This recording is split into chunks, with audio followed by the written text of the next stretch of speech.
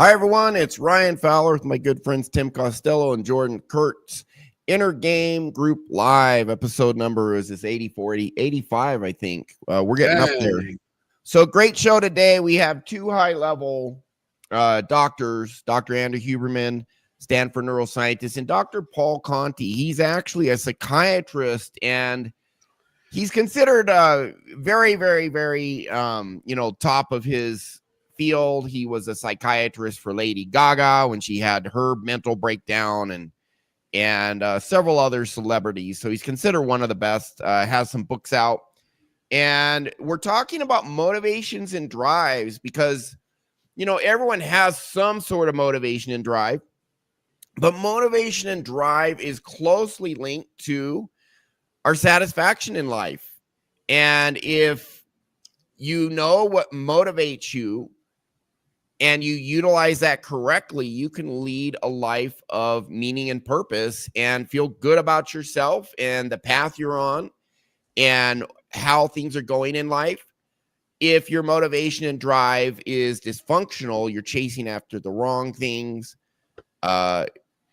or say you're getting easy pleasure and you're not getting a sense of purpose and meaning, or maybe you are accomplishing things, but you don't love what you do, then a lot of mental health issues can come up. People can become very unhappy. They can become very apathetic, shut down, get into addictions, all sorts of stuff. And a big part of what we do, Tim and Jordan and I, is we say, get to the point where you're good enough as you are. You have massive value just for who you are. And what that does is that keeps you from chasing things just to get validation because you're already validated.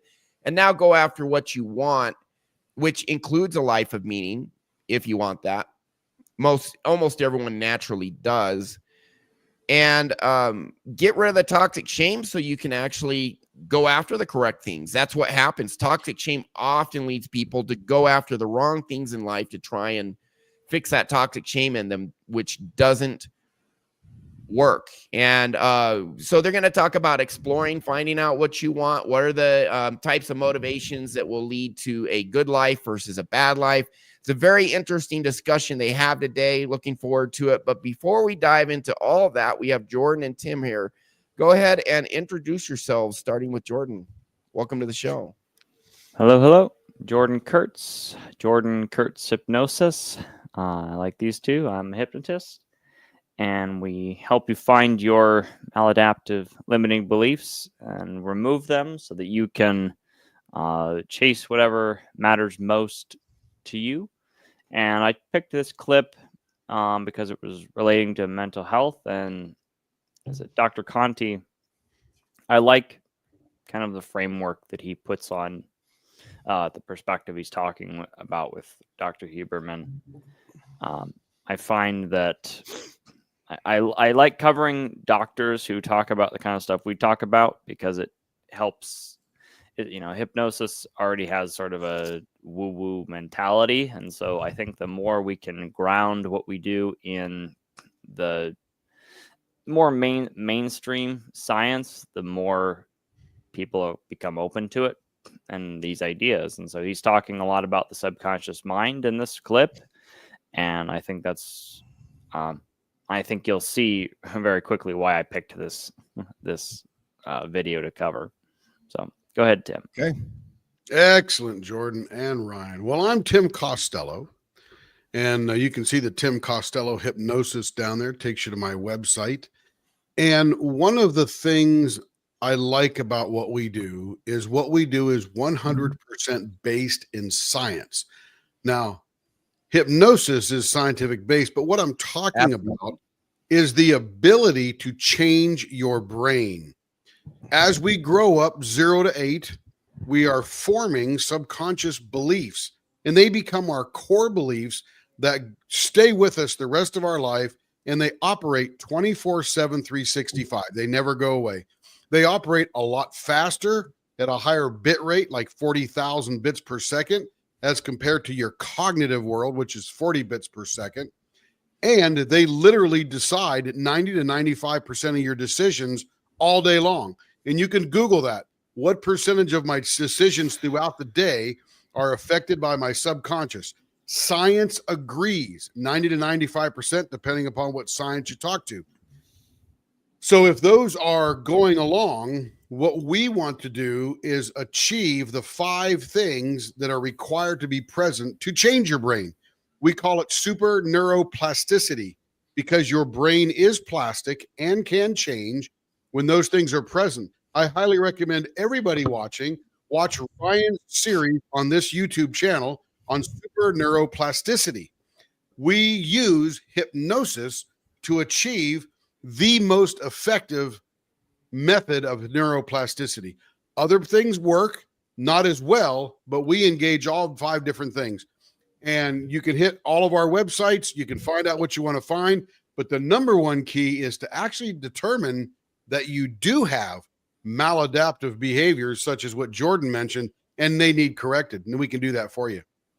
All right. Thank you very much, Tim. And yeah, I have to second that everything we do is science-based. What's very interesting in the psychology, psychiatry, neuroscience, mental health field is that the research has already been done and established that our methods work. In fact, you can go on my YouTube channel, look at the 4-part series on super neuroplasticity. You'll see Dr. Gabor Mate, most especially Dr. Andrew Huberman, citing the mountain of research that's been done, establishing the efficacy of what we do. However, it's not practiced in the mainstream, even though a mountain of research has validated and verified that it's very, very, very effective and that you can massively rewire your subconscious. And our subconscious influences our behavior through emotion, instinct, and intuition. So our motivations, our drives are in that realm. That's instinct and emotion. So this is very much tied to our subconscious, and it has a very huge impact on the quality of our life, what our motivations are, and how we respond to them. In fact, Dr. Gabor Mate, who wrote the best-selling New York Times best-selling book, When the Body Says No, he mentions, I believe in that book and in interviews, he was among other things, he was a palliative care doctor. He was taking care of people who had less than 6 months to live, in hospice, etc. And he said the number one regret of these people on their deathbed at the end of their life is they didn't go after what they really wanted the most. They didn't lead the life of fulfillment, truly embracing the desires that they had and going after it. Instead, they did what they thought was right, or maybe they thought they had to do certain things to survive and sacrifice what they really wanted. That is the number one regret of people on their deathbed. So, very important what we're talking today, and very, very huge impact. Understanding your motivations and desires and how you respond to it. Huge impact on our well-being, our contentment, our overall happiness in life. So going to be a very interesting discussion today. And we're going to start. It's an interview with Dr. Andrew Huberman, Stanford neuroscientist, and then Dr. Paul Conti. I think you have it queued up at 3856, Jordan. You want to go ahead and we'll just start watching and commenting. Now, they're talking about a few drives here. Generative drive. When they say that term, that means living, going after what gives you meaning and purpose, making a difference in the world. And then pleasure drive, they're using that in the broadest sense possible. Anything that feels good, going after that. So just so you know, give you a little context there, and let's go ahead and get started. Go ahead and play, Jordan. Thank you. So as we move forward here in defining and helping people gain, for lack of a better word, agency over their own mental health and self-understanding, and defining for them what action items to take, I think I'd like to ask you about some of the things that I observe in the world and hear a lot about, in particular from the audience of this podcast. It's obvious to me that people vary in terms of their level of aggressive drive, pleasure drive, and presumably generative drive as well. One common question is, how do I become more motivated? Right. And of course that opens up a bunch of other questions, like, are people afraid of failure and that's why they're not motivated? Are people afraid of success? Is that why they're not motivated? Is there some underlying childhood trauma or unconscious process that's driving that fear, and so on. But if we were to take the psychiatrist perspective, your perspective, if someone comes to you and says, I just don't really feel like trying. It's, school's hard. School loans are excessive, which is true, by the way. It's not even clear that with a degree I can do much, or I had a series of failures in the work domain or in the relationship domain, and they're just feeling weighed down as if it's not worth trying. What does that tell you in terms of where to look? And what does that tell you in terms of their drives? I mean, do we conclude something about their innate level of aggressive drive, or their pleasure drive, or their generative drive? I mean, I think there are many such people out there. And then we'll consider some other kind of phenotypic examples. Right. So it's a great example because sort of like any good clinician, right, could hear that story and have thoughts about it, right, that could and would hopefully be helpful, right, without necessarily referring to drives, right? So I think you can anchor any set of assessments, any evaluation, any attempted understanding to drives, right? But it doesn't have to be that way. So for example, you might ask that person more questions about what they're doing, how they spend their time, because you're telling me about someone who's not getting enjoyment or gratification out of anything, right? And that then becomes of interest to me, right? Is there something this person does enjoy, right? Or something they'd rather be doing? Like, did they go to college and take on a bunch of loans because they thought that was better, because they thought they were going to do something that now they actually don't want to do, right? Or that opportunity isn't there and now they're frustrated. Like, what is inside this person that might seem different than that? And again, the answers could be complicated. It could be maybe that person enjoys what they're doing, but the cost of living where they are is so high that they still feel miserable. There's a sense of privation. And then that gets back mapped to like, I'm not getting any pleasure out of anything, right?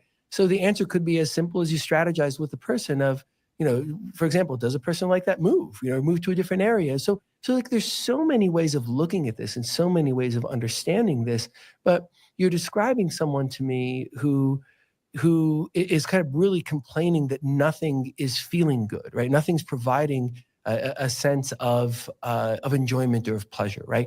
So I would probably be interested in that first and think maybe the pleasure drive is higher than what's being fulfilled, right? Maybe the pleasure drive is low, and that's an issue in and of itself. But we sort of learned those things, right? Maybe the aggressive drive is low, and if that person just put a little more energy into it, right? Like they could be in a different place, right? So you're trying to help the person understand themselves so that you can make change. And again, that understanding doesn't have to be anchored to the drives, but I do believe the drives are at the root of all understanding. Because if you sit with that person and you talk to that person, then you're going to be able to understand what is out of balance, right? Either in the actual array of the drives or in how they're being experienced. Because again, if you have a high pleasure drive, for example, and it's not gratified, right? Like that represents a problem, right? Yeah. Well, let's pause it right there. Yep.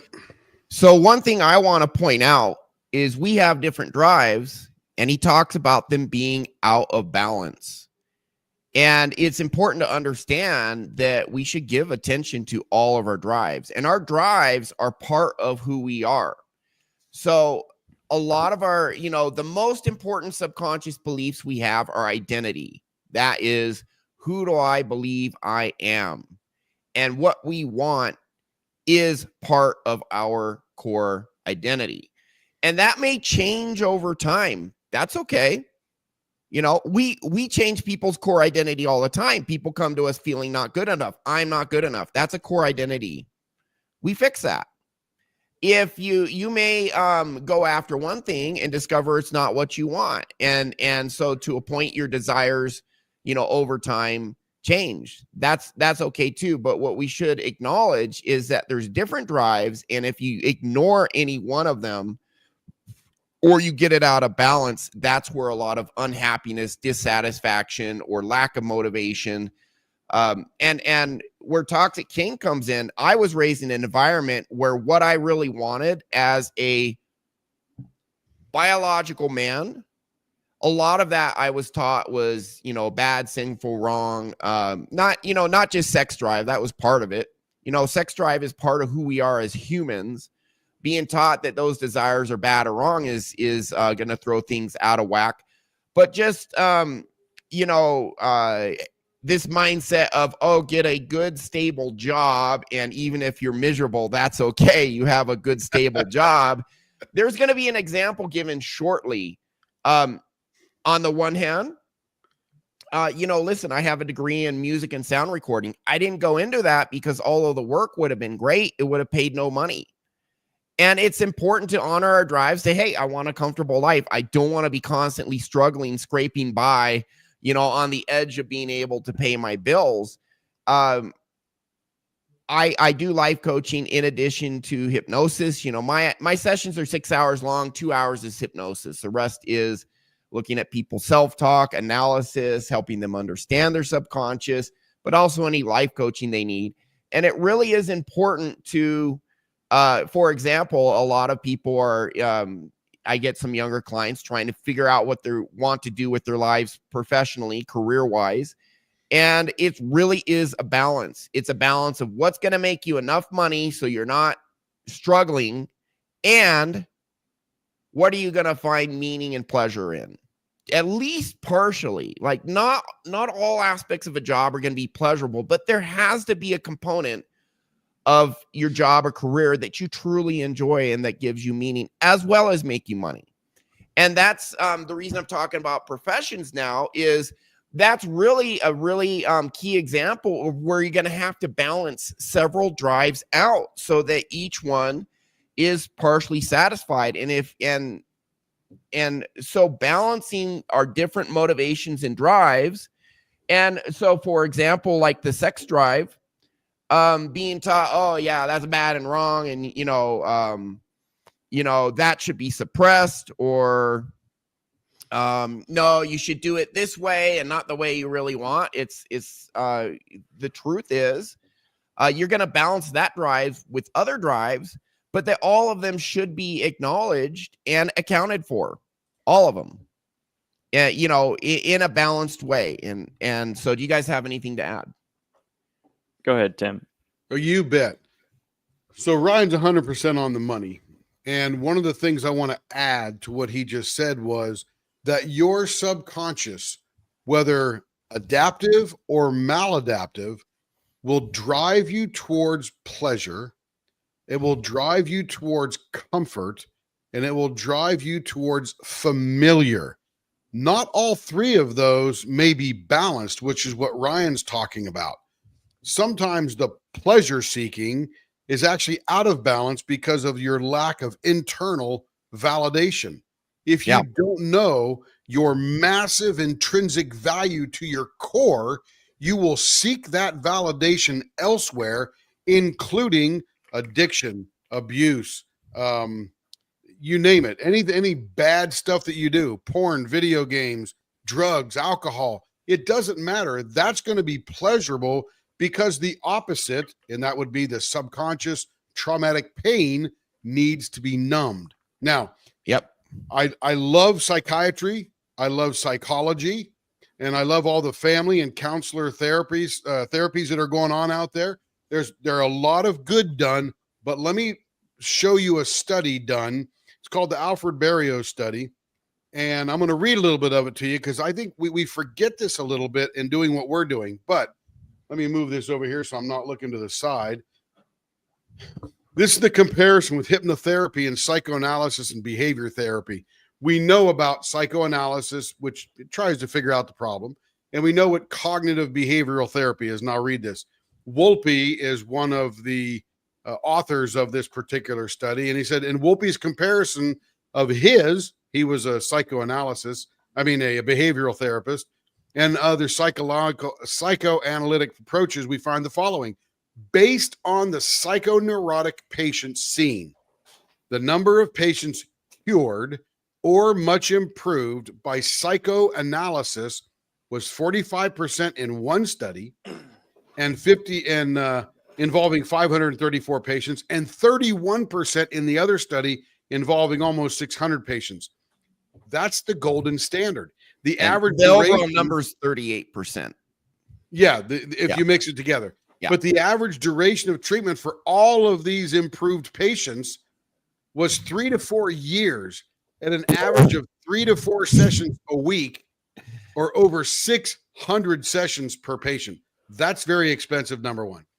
For the cognitive behavioral therapy, which Wolpe participates in, that approach, we find that based on all the patients seen, the recovery rate was 65% in his own study involving 300 patients, and 78% in a study by Lazarus involved 408. So decent, but the duration of treatment for the improved patients was an average of 30 sessions in the former, 14 in the latter. So if you average out, probably about 25. Averaging those figures, 38% of approximately 600 sessions for psychoanalysis was successful. 38%. That means 62% of the people that go to psychoanalysis have zero help. And by the way, placebo goes up to, I think, 36, 37%. Right. So if they just believe if they believe the treatment works, even though it doesn't do anything, you can get a placebo effect somewhere, I think, between 21 and 37%. So they're at 38. Good job.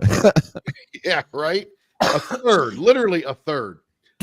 For cognitive behavioral therapy, which is called Wolpian therapy, we can expect a recovery rate of 72% over an average of 22 sessions. I don't know what a session costs nowadays, but it's probably at least $150. And honestly, that's really high. I think it's possible to achieve that, but I think you have to be a world-class therapist or very, very good, because the industry standard is actually 50%.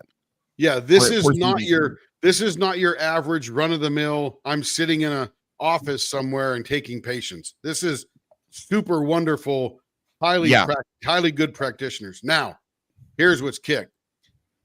So for hypnotherapy, we can expect a recovery rate of 93% after an average of 6 sessions.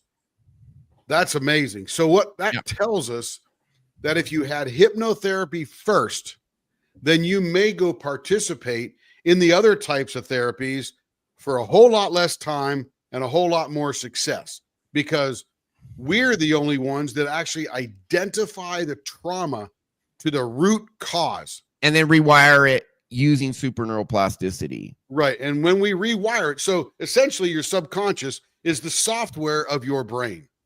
Your brain, when you're over anxious, when you're participating in addiction and all that kind of stuff, your brain is working 100% functionally correct. Sadly, the software is bad. So what we do is we rewrite the software in your subconscious, and now your brain, working 100% correctly, operates much more in your benefit than not. Anyway, there you go.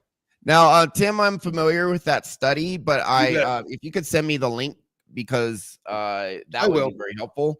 One thing I'll say, and thank you for that, Tim, that was awesome. I love that study, and it just shows that, I mean, science knows about this. Why don't they teach it in a university? Well, go to Soft White Underbelly and watch the whistleblower interview on the pharmaceutical industry, and you'll see why. Because they fund all the universities more than anyone else. Anyways, and I remember Dr. Andy Huberman. There's scientific studies that certain psychedelics fix 65% of depressed people in 2 trips. And he says the pharmaceutical industry right now is trying to keep the plants illegal and then synthesize psychedelic pills that will drag things out, because he says getting people better in 2 treatments, that's not good science. You literally hear Dr. Andy Huberman on Joe Rogan say it. So the pharmaceutical industries are trying to take these psychedelics, remove like the trip part of it, like the hallucination, or, remove that part out, put it into a synthetic pill, and then make it where it's more effective than what they have now, but less effective than the actual plant, and keep the plant illegal, because it's too effective, a freaking plant that grows in the ground. Too effective. It's a bad business model. It's a bad business model. And I will say right now, our methods put us in the top 5% of hypnosis treatments. Top 5 easily. And so we have a bad business model. I wish We Now, and literally have also- a bad business model, Ryan. Yeah, I guess we do, but that's okay. That's right. But because we want to change the world. So Plenty of patience. we want to change the world with the best treatment, and we've already had several hundred clients. people we've helped. Yeah. Yes. Clients are not Approaching 1,000 between the three of us easily. So what was I gonna say? What I wish this study would have done is what the study said is here's the number of treatments and here's the percent of people who got better.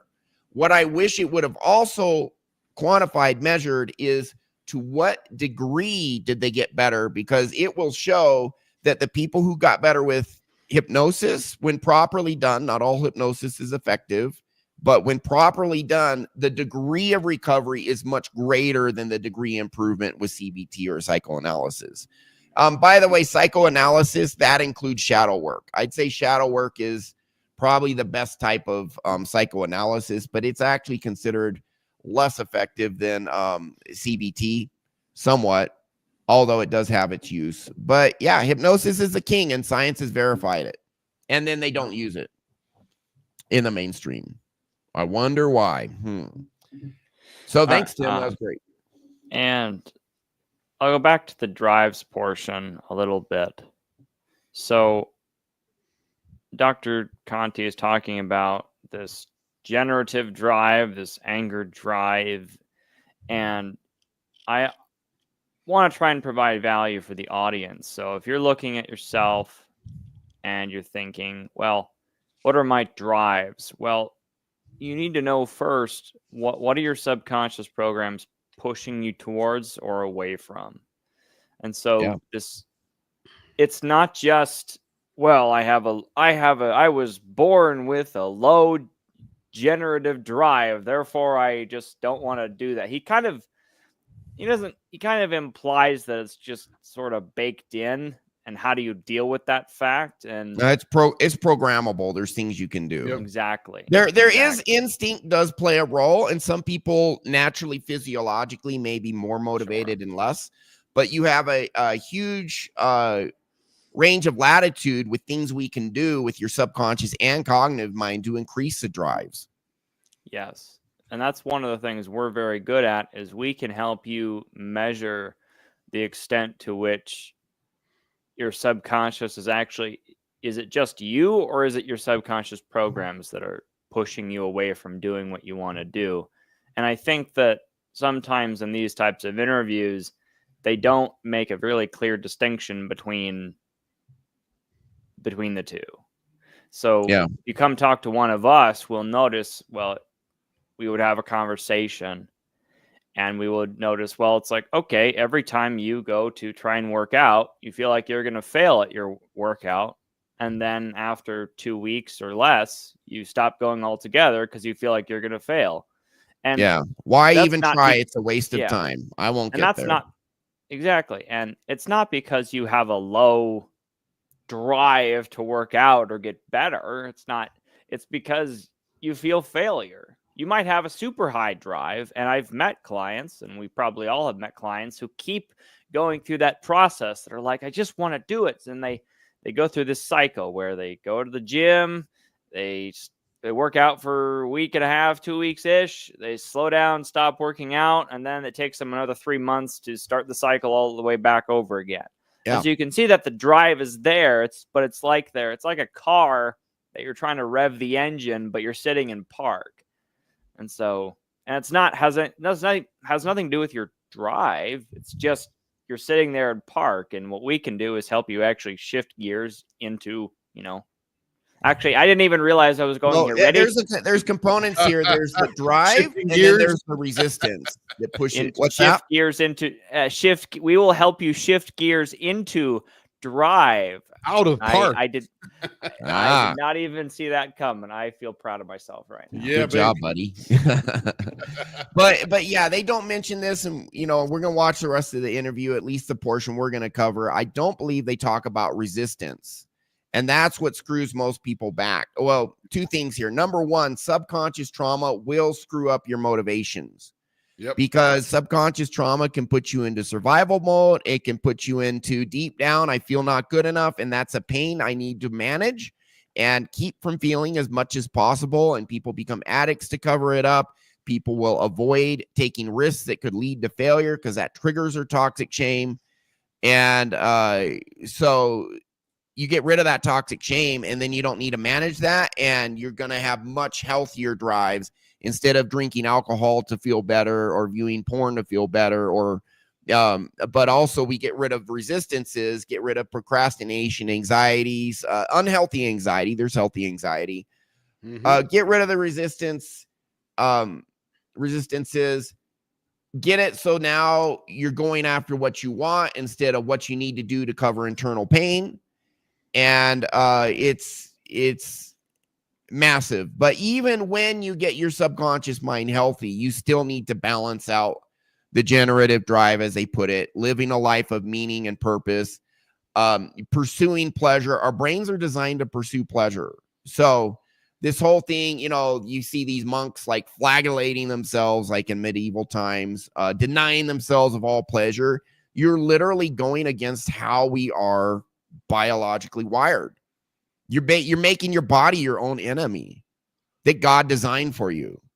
That doesn't make any sense to me. And are those people happy? No, they're pretty messed up, honestly. So Yes. yeah. So I guess we'll keep on going unless you guys have more. I'm right. Okay. Who can experience some pleasure or can keep busy, say, for instance, on social media or playing video games. And I should also say, perhaps it's bringing them to a place of peace, contentment, and delight. But in some sense, it's not really generative, right?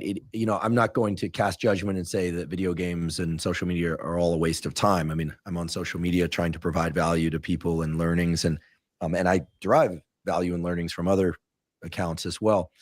But just real quick, just pause real quick. So this is an example of someone who's getting their pleasure needs met, but not their needs for a life of purpose and meaning. That's the problem with easy pleasure is you get the pleasure, but you get zero life satisfaction, zero, I'm living a life of meaning, I'm making a difference in the world. So this is an example of unbalanced drive. All the pleasure, none of the purpose, meaning, life satisfaction, and now you're screwed up internally if you're just doing video games, social media all day. So we'll keep going. Just wanted to point that out. Milestones, if you will, in life. I mean, not that everyone has to, go to college and get married and have a family. I mean, there are a lot of different paths through life that I would consider successful. But in some sense, there are milestones. Like we want to move forward. There's this phenomenon nowadays of a lot of young people, so-called failure to launch. Like they're not leaving home, or they're not finding a vocation. They're not feeling as if they're good at anything. Or they have the sense that unless you're going to be like top 1% in something, it's not worth trying. But they can still find, what most people would describe as pleasures. Like they enjoy food, maybe a little too much. They enjoy alcohol, maybe a little too much. They enjoy social media or video games, maybe a little too much. And I say a little too much because it's providing more or less a sink or a reservoir for their aggressive and pleasure drives that's not moving them forward in the standard milestones of life. Mm-hmm. I hear about that a lot. I see that a lot. So it's a slightly more complex phenotype than described before as just simply the amotivated or non-motivated person. But, what does one, what do you think of that, of the phenotype I just described? Again, because we're unique, right? Each person is unique, although we fit categories, right? So there are categories a person there could fit that could be different from what I'm saying, right? But I think most people just say on balance, right? What is most prominent, right? And I think what is most prominent in that situation is there's something out of balance in the generative drive, right? And what you see a lot of times is the person has a generative drive in them that's higher than their ability to realize that drive. The generative drive then is frustrated. So I'll give an example. This is a real true story of a person who had worked very, very hard, gone to school for a long time, and had achieved a very high paying job. And like that was the goal, right? It's a prestigious job. It's a high paying job. Just real quick pause. For a while was doing. I'll tell you right now, he went for the very high paying job to feel good enough. Yep. But the thing is, that's a lie. because feeling not good enough or feeling good enough is a subconscious core identity belief, and outside feedback, it develops in your childhood. It's fully formed by age 15, mostly by age 8. And we get, what society tells us is, oh, you're going to be at the top of society if you get a high paying job. Everyone's going to look at you and say, wow, what an awesome guy. Love his job. And then but outside stimulus does not rewire these core identity beliefs. Not that type. There's other types that can slowly over time rewire it a little bit, somewhat, but not that type. And that's why you have people like Robin Williams, Marilyn Monroe, Kurt Cobain, and they get everything. They get all the status and everything, top in the world. Like, people still know who Marilyn Monroe is, and she died in the 60s? Yeah. Marilyn Monroe, oh, I know who that is. Everyone. That's how famous she was. And she offed herself. She Matthew Perry. Yeah, recently, just a year or two ago, one of the stars of Friends. By the way, he had an overdose on ketamine, and we think psychedelics have a lot of good uses, but there's downsides to psychedelics too. So hypnosis is safer, but for psychedelics is really good for some. So just pointing that out, he died of ketamine, a psychedelic overdose. Yeah, he drowned. He drowned in the pool after he overdosed. Yeah. So hey, just so everybody understands that's watching, the generative drive that they're talking about is our natural desire to create, build, and contribute to the world. Yep. It's just when you become your authentic self, you will be that person who has a generative desire. That's where you get purpose and meaning. To do something, and whatever that something is brings you tremendous satisfaction internally, not from anywhere else. You'll notice a lot of these people that we talk about, Kurt Cobain, Marilyn Monroe, Robin Williams, they're all driven by a toxic fuel to seek external validation. And what they all find is there's never enough. Doesn't work. Yeah. It just doesn't work. There's never enough. Temporarily work, and then you go back to feeling like crap, or it may not work at all. Yeah, these people, Robin Williams changed comedy. Matthew Perry changed TV and the way he acted. Marilyn Monroe changed fashion and sexiness, if you will, back in the 60s. And Kurt Cobain literally changed a whole genre of music. The grunge movement. They were the beginning of alternative grunge. They were the epicenter. It just wasn't enough. Anyway, that's what generative desire is. I don't know what aggressive desire is, except maybe it's a way that's probably toxic, I would imagine. I'm not sure. I'm actually not sure what they mean by aggressive, although I remember they described it earlier on. I just can't remember. But I think it's a type of pleasure drive. Yeah. It just manifests in an aggressive way. Yeah. Yeah. Anyways, moving forward.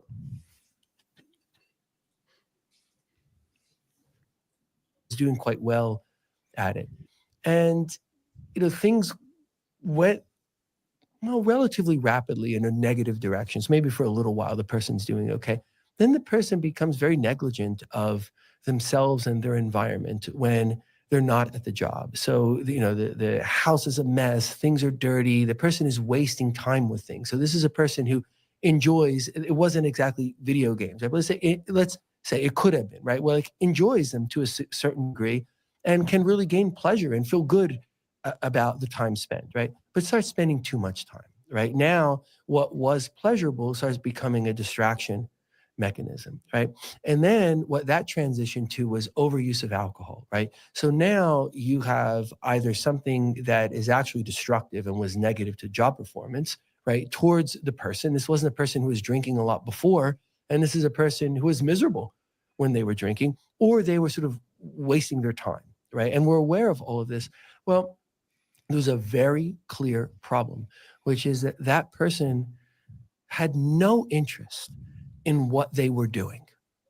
None whatsoever. It felt like the majority of waking hours were spent in an automaton-like way, but being awake and aware of the tedium of it, the frustration of it. The And- professional side. So they essentially Yes. had very little intrinsic curiosity or desire to do the job that they were successfully doing. Right, which comes out only after exploration, because it seems like, well, what's going on with this person? Like, this person has a good job and their life was going really, really well, and they're doing well financially. And, is this person trying to now, overly indulge themselves, right? Like, is that why they're drinking? What's going on, right? And what you feel is that this person had a strong generative drive, and it wasn't met one little bit by what he was doing, which was creating such frustration inside that the person was either taking himself online or doing something that was punitive and self-injurious. And like, this is a real story. The person exchanged that job for a job that paid a tenth of what the job they had paid. And the change in the person's life was amazing. Like, I didn't know this guy could smile, right? He became happy. He loved what he was doing. He sold the larger house, bought a smaller house, kept it beautifully. Like, he was happy. Right? That's what he needed to be happy, because then the generative drive in him, he loved what he was doing, right? Gets enacted, it gets expressed. And then other things can come then into line, right? He's not being over aggressive towards himself and drinking too much, because he's saying, oh, to hell with you, to the world around him and to himself, right? He's not taking something that serves a purpose in his life. Like, again, if the example had been video games, it would be like, yeah, great. You enjoy doing that X amount of time, and like, go do that and get gratification from it, as opposed to then over relying on it. And then it's not providing gratification. It becomes a distraction. So those things came back into balance in his life, but there had to be the understanding. And I think there's a lot of that in people who have a generative drive in them that they feel is frustrated by a world around them that isn't cooperating. Now, do I think we can understand that and change that? Go ahead and pause the it vast there. majority of people. Good part. So I'm going to bring I'm going to mostly agree, slightly disagree with what they're saying. To me, we have dealt with several hundred people. Hundreds and hundreds of people who come to us. So we see these patterns over and over again with people like the example given here, this man who hated what he was doing, etc. And I'll tell you, I'll give you guys one guess. Why do you think that guy wanted a high-paying job that he hated, that he didn't get any other pleasure from? I know why. Yeah, one guess. You already got it. What is it? Yeah, well, and what's amazing is, and we can go back to Ryan's days of when I knew him 20 years ago. Yeah, when I had a lot of toxic shame and trauma. Right. I remember, and Ryan is a hero for moving forward through all that and self-healing. But the key was, I remember him saying, I'm going to go get this BMW and all the girls will really like me because I got this car. Right. So I'm going to do what society thinks is awesome. So then society will give me approval, especially the women in society. So whether it's the car, the house, the watch, the suit, the purse with Coach on it, or what's that, Louis Vuitton and that kind of stuff, there's not $1,700 worth of leather and labor in a Louis Vuitton purse. I promise you. Yeah. But they sell it for that. Why? Because everybody wants one, and everybody will think I am somebody when I have this purse. And every time they go, oh, nice purse, they get a little hit of dopamine of saying, ooh, there was some external validation. I'm telling you, it doesn't work. And that's the same. And it can feel good temporarily. You can get it absolutely, but that's why they do it. Not long term. It's over in an instant. Yeah. It doesn't last. So Dr. Conti is talking about a person who grew up, got to go to college, got to get the degree, got to get the job, got to have the status, got to have the car, got to have the house. Because society told him. That's right. That's the message of society. Told him that guy, and then he's miserable. Yeah, it told him where his worth should be. Yep. When in reality, his worth should have been authenticity on the inside of his brain, and then he could do whatever he wanted to do as long as needs were met. He was feeding, kept warm, kept, warm bed, dry bed, whatever you want to call it. He didn't have to seek all that other stuff. And now, like Dr. Conti said, I didn't know this guy could smile. Let me tell you, I had a session recently where this kid was wonderful kid. And at the end of his session, if I could show you his ear to ear grin like I have never seen on a person. And he says, Nice. I'm just so happy. I don't even know what it's like. I just feel so happy. I've heard that from my clients. This one guy, he's like, I didn't have any money. I was walking the streets of Germany and I was just happy. Yeah. Just happy. And then because of that, he later started a business and started making 5 figures every month profit, living a prosperous life. But you get the happiness boost. But he was doing what he wanted. He wasn't just making the money. He was in the business he wanted to have. Absolutely. Once you achieve true authenticity, the rest will play right out wonderfully. Yeah. And you'll be happy and you'll be prosperous. And I'm not talking billions of dollars. I'm just talking prosperous. Just enough for you to have, pack some away, have a good retirement, whatever. But you'll probably be doing what you're doing till you're dead. Yeah. And so there's 2 other points I want to hit on. Number one, if this guy kept doing what society said he should do, which is have this high-paying job, he would have been one of the people on his deathbed that Dr. Huberman talks about. His number one regret would have been he never went after what he wants. Right. What he really wants, not what society tells him he should want. What was the quote before the Porsche? Says a lot of people think Good Will Hunting is Robin Williams' best role in the movie. He thinks Death to Smoochie. Death to Smoochie. I've seen both. Gabe, They're actually both hilarious. Yeah. Anyway, I personally love that one where he dressed up as a woman and played the maid. What was that? That's like apples and oranges and bananas right there. They're all awesome, and each movie is so different from the other. They're all awesome. Mrs. Doubtfire. I think that was his best. That was awesome. 3 totally different. That's how great of an actor and comedian he was. Yes. He could do roles that different. He can do a very serious, dramatic role, one a little more whimsical and endearing, and then one that's just total dark humor comedy. And he shined him in all. He was a genius. Absolutely. Tremendously talented, never happy. Tragic figure. Yeah. So get your core identity right. Then you don't need outside validation because you're good enough just for who you are. And now you go after what you want. And the other point I wanted to touch on is Dr. Conti used the word exploration. It's okay to go after what you think you want and explore and then find out it's not what you want and then pivot. That's okay. And listen, my last job, asset protection and estate planning, which I still do somewhat, although I'm much more, I'm more in this now because this is more life satisfaction, but I got satisfaction from my old job. My old job's a great job, still do it somewhat. But I'm 50 years old and I scaled down about 80% the estate planning job back in 2023. So 2 years ago in January 2023, I did a pivot at age 48. It's okay to pivot. And I went from something that was already good to something that gives me even more life satisfaction.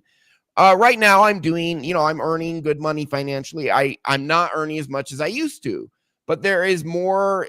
Honestly, eventually I'm going to be earning much more just because the power of what we're doing is, the potential is massive and it just takes a while to build a new business. But it's already, we're doing fine. But, it's okay to pivot. It's okay to explore something. Thomas Edison said, 1,000 tries to invent the light bulb. He said, I found one more way that doesn't work. I tried a lot of different therapies before I found self-hypnosis. If I did not try the 9 that were less effective, I would not have found number 10 that worked marvelously. It's okay. Alex Hormozi by age 30 was worth $100 million. Took him 7 years to get there. He had 9 failed businesses first, 9 things that didn't work. By the way, there are some people like Alex Hormozi that love to build business empires and then they become very rich. And for them, they're living their best life. For other people, they're going to, be making lots of money, be miserable, and then pivot to something that pays 1/10 the income. And now they're happy. So you go after what you want. You find out what it is. If you don't know what you want, go out and explore. Everyone's going to have a little something like, this looks kind of cool.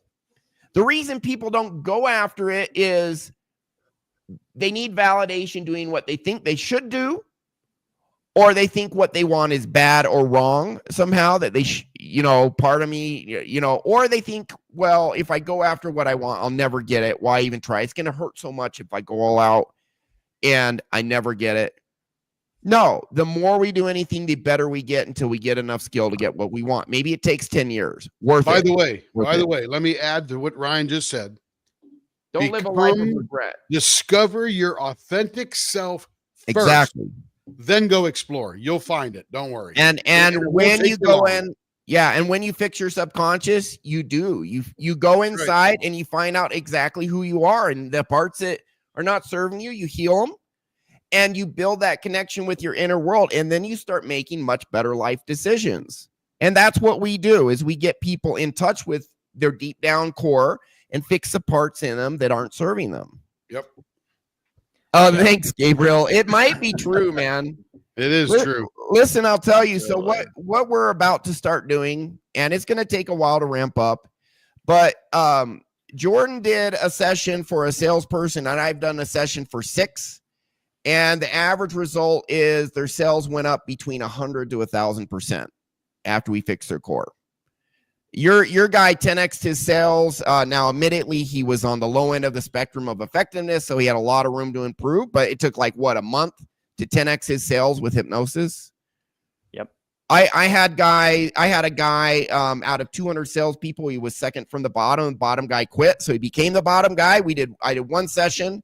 A few months later, he was number 7 out of 200, top 4%. We're going into that field, and we very well may be Bitcoin, because once people see, oh, geez, I have a sales team making X amount a month, and if we fix their subconscious, they now double that on average. Mm-hmm. Oh, it's going to be massive. Yeah.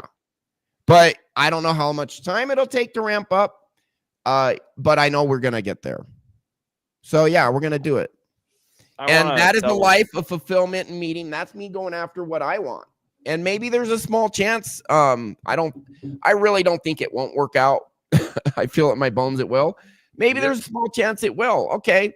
I will then find something else that's I've already found a really awesome application of this technology. I'll find something else that's instead of training salespeople, do something else. But I really feel that's going to be it. Plus just helping people, changing the world, making people feel better. And so even at age 50, I'm still exploring stuff, and we should always be exploring, learning, growing. So it's you know what, Ryan? What's that? At 49 years old, I started out as an overnight stalker at Walmart.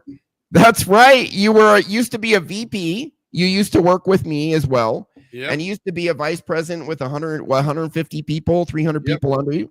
Yep. And then you pivoted and you started out stocking shelves at age 40. And at age 49, that's when I started hypnosis full time. I was doing it part time for 4 years before that. Yep. And so 4.5 years before that, and did it on myself for 8 years.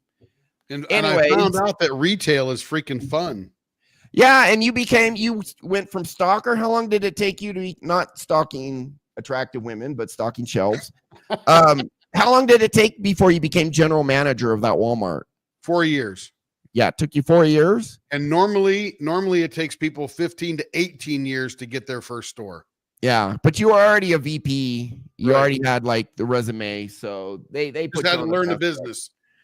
Yeah, and then you work for Amazon, and now you're setting up automated stores that use like AI and automation, and there's no one in the store. And I was at the airport, and I use one of those. You pick up the product, you automatically check out. It has cameras everywhere, and it just absolutely. Yeah, cool. And nice. That it sounds cool, and I imagine it is cool for you. It is fun. Yeah, good times. And Carrie went after what she wants and now has a successful business, but she tried 20 times and shut it down on opening day 20 times because of her anxieties. So you not only go after what you want, but you get rid of your anxieties, your resistance, your fear of failure, all of that, so that you can go full bore. As a reminder, Ryan, you got a hard stop in 2 minutes. Okay, well, let's see if we can play a little more, and then, I got to go.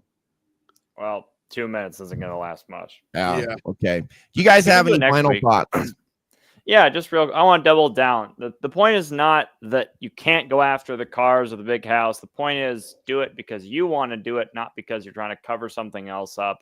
Like I want a nice house with a bunch of 100%. cool stuff, and that's because that's what I want in particular. Because I think that would be cool to have that as Yeah, the experience I have. So I used to Absolutely. drive a Porsche. We're not monks living in a monastery saying we're gaining inner peace that way. right, Jordan is right. literally starting 25 years before either one of us on the same path. That's going to be. I know, amazing. man. You're gonna be Yoda. By the time I'm dead, you'll be like Yoda. You'll be like That's right. using psychic You'll talk powers. backwards and rearrange questions. Yeah. I'll have my own school of my own hypnotists. There you go. Start my That's own it. school.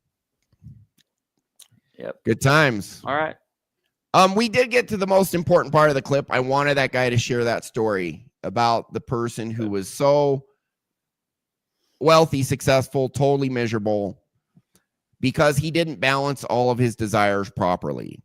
And he was chasing the wrong thing for the wrong reasons. Go after what you want. You're already good enough. Get that in your core. It's already true. Just get it in the core so you believe it, and then explore and go after what you want. But make sure you're paying attention to all of your desires because they are all important. We all have them for a reason, and then balance it out and you will have a great life. That's our show. Anything else to add, guys? No, sir. Nope. Ready to rock and roll. Good show. Okay. So you guys can do it. As you know, my normal tagline, you can make it happen. You can have a great life. Clean out your inner world. You can do it. We can help. Go to school.com, RyanFowlerSOS, etc. Down on the banner there, free self-hypnosis course. Find out for yourself and then live a great life because you truly have the power to do it. You truly do have more power than you know. That's our show. Thank you.